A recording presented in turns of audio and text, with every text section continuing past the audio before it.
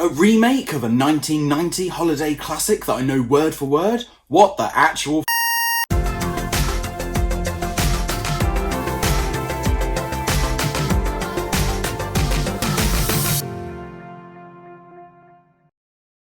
Hi guys, so first of all, I love Home Alone.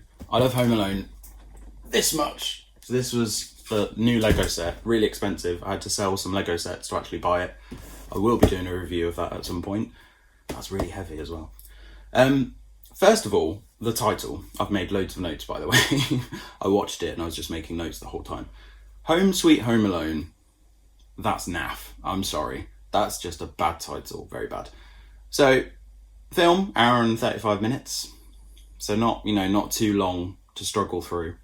The music at the beginning, no, it's in the film in some bits, but it's not actually at the beginning, which I think is wrong. Good point. The kid, I actually think he's good. I've heard some people say that he was annoying and stuff like that, but he's got some quirk about him. Obviously not as amazing as Macaulay Culkin, but we're never going to get that magic again, I don't think.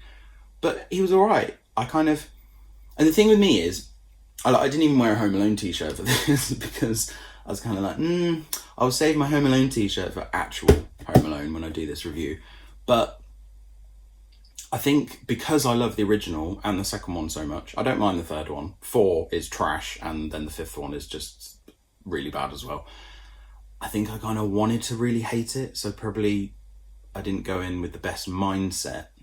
But I don't know, the whole premise, I always get that word wrong.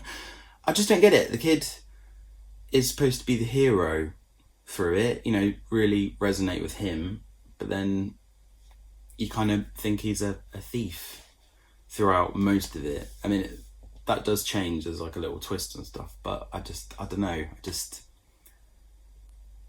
you're wanting a hero, aren't you? And you're not really sure who the hero is, so I didn't really like that.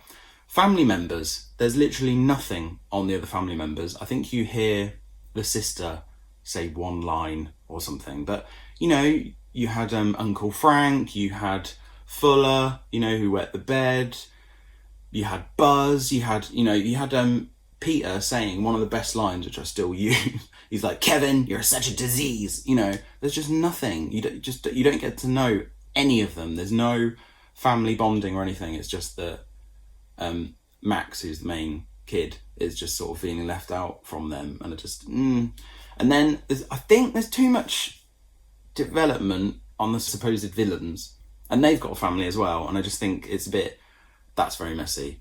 And then when Max gets left alone, he's calling out all these family members, but we don't know anything about them, so there's no, I wouldn't say tension, but there's no sort of feelings with them because we don't know anything about them. There is a good montage of him having fun when the family's gone. I liked that. I like stuff like that where it shows what a kid would actually do, because all the stuff he did, you would do that if you were a kid and you were left home alone. And he is actually a likeable kid. I do feel sorry for him because he's just been given a bit of a rubbish film, and I just think people will hate on him. And it's not his fault, and he actually is a good actor because he was in that Jojo Rabbit film, and he was actually good in that. There was a good throwback though, because I think it was the other family, the villain's family, they were watching, the Dirty Rotten Scoundrels film, which I originally thought was a real film, which was made for Home Alone, that Kevin's watching, and then he's like, "Mum," because he's not supposed to be watching it. They had like a remake of that on the TV, but it was like a space type thing, and they had the same words, and then one of the characters was like, "Oh, don't you hate it when they make remakes and stuff like that?" So I kind of like meta stuff like that, so that was good. Buzz was in this film, who's Kevin's brother, but as a police officer, and it was just pointless. He was hardly in it, and I don't know, it was gimmicky, but not in a good way, and Also, I think they sort of washed over the fact that they left Max on his own, and it was very easy that they left Max on his own. But they said, who has a landline anymore? And it's true. But then Max is 10, so he would have a phone, surely. And they just moved. They didn't know anyone. They didn't know neighbours and stuff. And da-da-da. So they got away with it, but kind of, there would have been more checks and stuff like that. I don't know. Battle plan montage. That was good. I liked that. He actually had really good inventive traps. I was actually impressed with that. And they were good. I enjoyed that bit. I'll give them that. Because the traps he did for these villains and everything, I was like, yeah, that was good. There was a bit of a twist and stuff. I won't tell you that bit because I don't really think I've spoiled it really, and you kind of know what's going to happen. It's not really like James Bond or a Marvel film or something when there's major spoilers or anything. But I don't know. I think because I love Home Alone so much, I know all the words to the first two. I watch them all the time. I kind of start around this time just watching Home Alone 1 and 2 repetitively because I've tried to watch it before in the summer and it just feels a bit weird because I don't feel Christmassy, and it's a very Christmassy film. But I will be doing a review on this set. Oh, this is so heavy, honestly. But I can't wait to open this and do this. It'll probably be different to how I did that Sesame Street Lego review because that ended up being a bit stressful. But yes, so stick around for that one. Make sure you subscribe as well, so then you won't miss that Home Alone video. But yeah, if you've watched it, let me know what your thoughts are. And this is a running thing. Is Disney doing too much? Because Disney pretty much own everything. I was making a joke with my mate the other day, and in the future, we'll probably all have like little Mickey Mouse tattoos and a number because Disney owns us. But because Disney owns a lot of stuff, are they just remaking, rebooting too much stuff, ruining things? What's next? Jaws and E.T., I don't know.